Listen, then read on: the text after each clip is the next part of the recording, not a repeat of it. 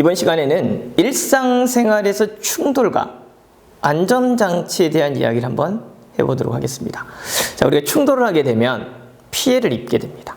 그렇죠? 충돌이 일어나면 거기에 따른 속도의 변화가 생기고 모양의 변화도 생기고 다양한 현상들이 발생하는데, 충돌로 인해서 발생하는 피해를 줄일 수 있는 안전장치가 있을 거란 이야기예요. 자, 그래서 첫 번째, 피해를 줄이는 방법이 뭐가 있을까를 살펴보는데, 첫 번째는 충돌 시간을 늘리면 됩니다. 자, 우리가 자유낙하 운동을 시킨다고 합시다. 어떤 물체가 이 정도의 물체가 있어요. 자유낙하를 한다라고 하면 처음 속도가 제로니까 운동 에너지는 전혀 없는데 뭘 가지고 있다? 위치 에너지를 가지고 있다. 그래서 이 물체가 쿵 하고 떨어집니다. 속도의 변화가 완전히 생기죠. 자, 그럼 처음 속도는 제로였지만 속도가 빨라졌어요. 속도의 변화가 생겼다는 이야기는 뭘 갖는다? 운동량의 변화를 갖는다. 변화량을 갖는다. 운동량의 변화량만큼 이 물체는 뭘 여기다가 갖게 된다? 충격이라고 하는 걸. 그럼 이 물체가 가지고 있는 에너지를 이 바닥은 데미지를 입을 거예요. 충격량으로. 마찬가지로 이 물체도 충격량을 받을 거예요. 본인의 속도 변화만큼 뭘 얻는다? 충격량이라고 하는 것을 갖는다. 그래서 우리가 이 정도의 높이에 있는 물체가 에너지를 가지고 지표로 낙하할 때 갖는 에너지값, 그걸 이제 충격량이라고 생각을 하시면 되는데, 물풍선 생각하시면 돼요. 물폭탄. 풍선에다가 물 넣어가지고 떨어뜨리면 분명히 동일한 에너지 값을 가져요. 그렇다는 이야기는 뭐가 같다? 충격량이 같다. 자, 그런데 뭘 변화를 시킬 거냐면, 하나는 딱딱한 바닥이고 하나는 푹신푹신한 쿠션을 놨어요. 매트. 그래서 동일한 높이에서 떨어뜨리면 충격량은 같죠.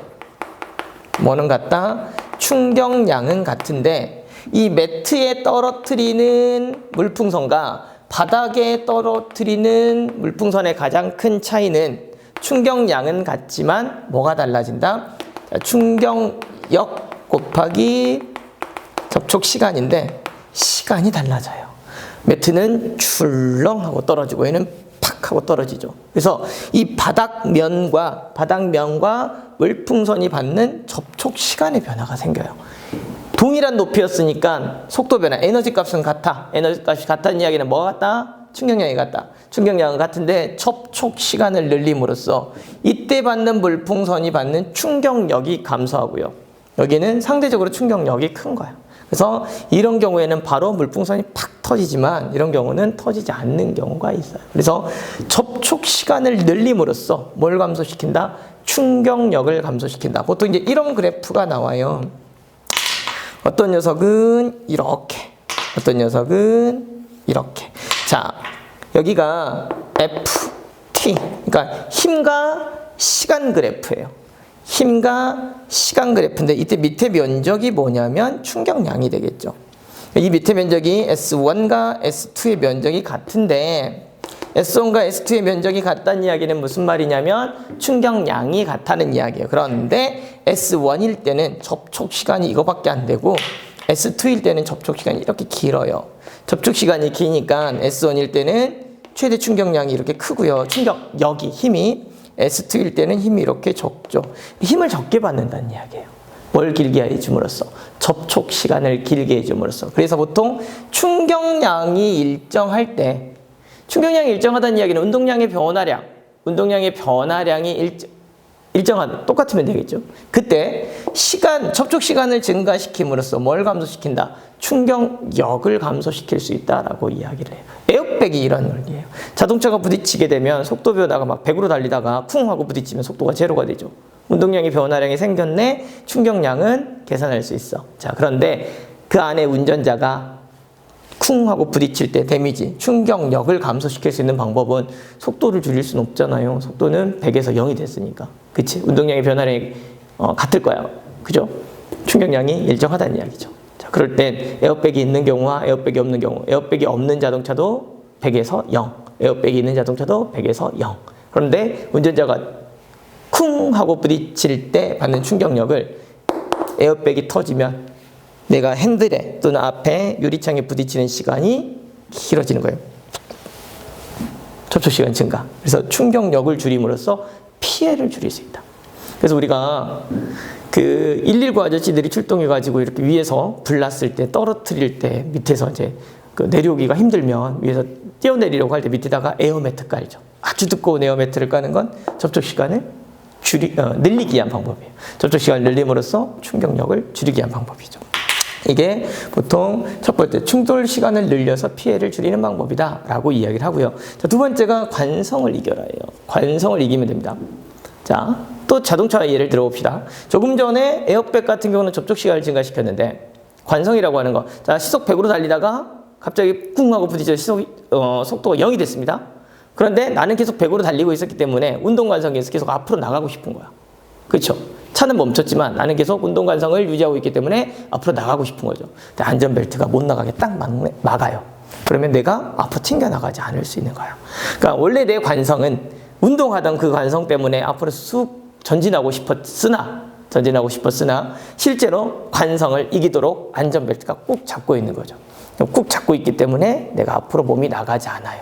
튕겨나가지 않으면 또는 안전벨트가 붙잡고 있어서 앞에 부딪히지 않으면 실제로 피해를 줄일 수 있겠죠. 그래서 충돌 시간을 늘리거나 관성을 이기는 방법에 의해서 피해를 줄일 수 있다라고 이야기를 합니다. 일상생활에서는 안전장치를 만들므로써 피해를 줄이는 노력을 합니다. 첫 번째가 접촉 시간과 관련된 안전장치예요. 자동차의 범퍼 같은 경우는 자동차가 이렇게 부딪혔을 때 앞에 범퍼가 만져보시면 알겠지만 말랑말랑해요. 다른 차체에 비하면. 그래서 쿵 하고 부딪혔을 때 앞차나 또는 뒷차와에서 충돌을 했을 때 범퍼가 찌그러지면서 실제 엔진이라든지 사람이 앉아있는 좌석과의 접촉 시간을 얘가 길게 해주는 역할을 하는 거예요. 그래서 원래 범퍼라고 하는 거, 여러분들 놀이동산 가서 범퍼카 타보셨죠? 범퍼라고 하는 거 이렇게 부딪히라고 있는 게 범퍼예요.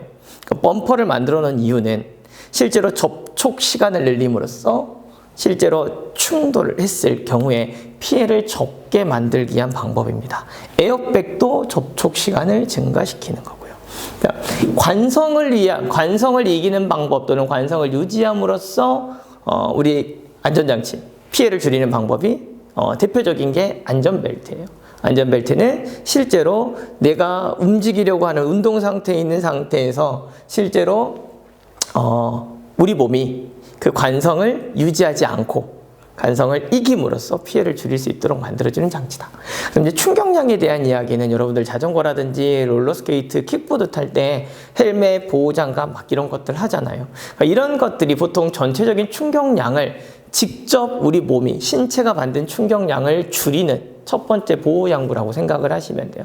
충격량을 줄이거나 직접 접촉으로 인한 예를 들면 충격력을 감소시키거나 또는 보호장비를 맞고 내가 부딪히면서 접촉 시간을 감소함으로써 충격량 전체 양을 감소시키는 방법으로 피해를 줄이는 방법들입니다. 물론 이제 자동차에 있는 다양한 편의시설, 우리 후진할 때 스크린으로 나온다든지 사진이 또는 삐요삐요 소리 난다라든지 하는 것들, 이런 것들도 실제로 피해를 줄일 수 있는 안전장치이긴 한데 물리적인 장치는 아니고 정기적 시스템이고, 조금 전에 말씀드렸던 에어백이라든지 범퍼라든지 안전벨트라든지 보호장구라든지 하는 것들은 충격량과 관련돼서 물리적인 에너지값, 물리적인 방법에 의해서 충격량을 감소시킬 수 있는 방법들이다라고 이야기를 합니다. 그래서 우리 주변에 있는 다양한 충격량을 감소시키거나 또는 충격력을 감소시키거나 또는 접촉 시간을 늘림으로써 피해를 줄이는 다양한 방법들이 있는 것들을 살펴볼 수 있겠습니다. 실제 운동량의 변화량을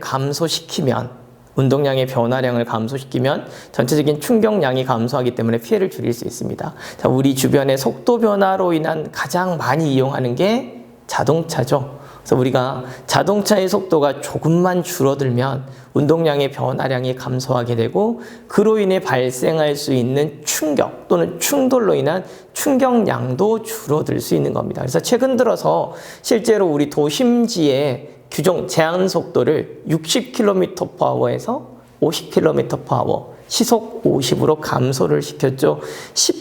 시속 10을 10km를 감소시킴으로써 실제 사고가 발생했을 때 피해가 확연하게 줄어드는 효과가 나타난다라고 이야기를 합니다. 이렇게 속도를 줄이는 건 운동량의 변화가 생기는 거예요. 최대치가 50일 테니까 60일 때에 비해서 50으로 줄어든 상황이 발생을 하는 거죠. 그래서 동일한 질량에 있었을 때 속도가 감소한다라고 하는 건 운동량의 변화량을 감소시키는 거고, 운동량의 변화가 감소한다는 이야기는 충격량이 감소하게 된, 충격량이 감소할수록 피해가 줄어들 수 있는 방법이다. 뭐 이런 일환으로 도심지의 속도를 줄이는 규정들을 만들고 있는 거예요. 그래서 운동량과 충격량의 관계를 좀 잘 살펴보면 충돌로 인한 피해를 줄일 수 있는 방법들이 무엇인지 여러분들이 한번 생각해 보는 계기가 됐으면 좋겠습니다.